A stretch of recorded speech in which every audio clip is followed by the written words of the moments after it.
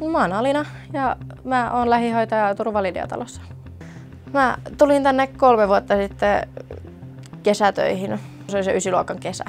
Mä tein kesätöitä tuossa keittiön ja tukipalvelun puolella. Sitten mä tein vuoden verran keikkatyöt tukipalvelussa ja sitten mut tutustettiin oppisopimukseen.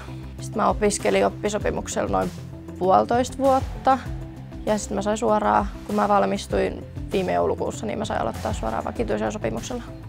Mun työkuva on muuttunut sen kannalta, kun mä oon valmistunut, että mä oon päässyt tekemään vuoromestarin töitä ja mä oon saanut omahoidettavia täällä.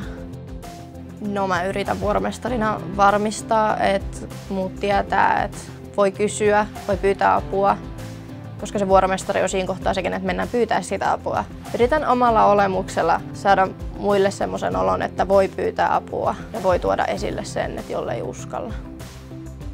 No ehkä Validialla työskentely antaa semmoisen laajemman kuvan elämästä. Täällä on niin paljon erilaisia tarinoita, niin paljon erilaisia ihmisiä, niin mun mielestä se on kolahtanut aika hyvin siinä, että kun täällä on tehnyt töitä.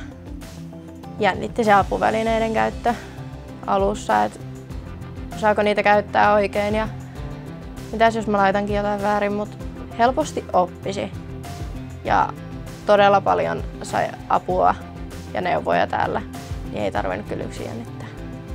Mä suosittelisin lähihoitaja-opiskelijoille tosi vahvasti Turvalidia-taloa.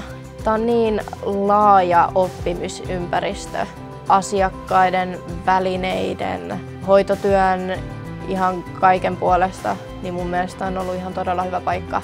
Mä oon saanut todella hyvän koulutuksen ja pohjan ja siitä sitten työpaikan vielä itselleni.